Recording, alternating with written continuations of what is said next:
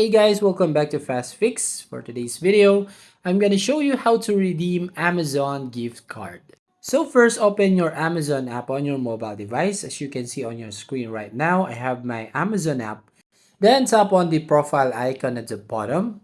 Then you will go on other page on this app. And then as you can see on the top, you have an option right here. Just tap this your account button. So tap that button right there, and then you will find these options right here. So you just scroll it down until you find these payments methods right here. Just tap this manage gift card balance.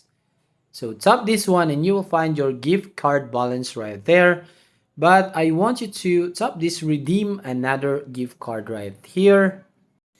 And then you will see right here redeem a gift card. So if you have that card physically, you can scan your claim code right here, or you can enter your claim code right over here. Just type right here the code, and then once you've done, you can now tap on apply to your balance, and your balance will grow up and you can use that balance to buy on these Amazon shops. So that's it. If you find this helpful, don't forget to like and subscribe to this channel and hit the notification bell to notify you on the next video.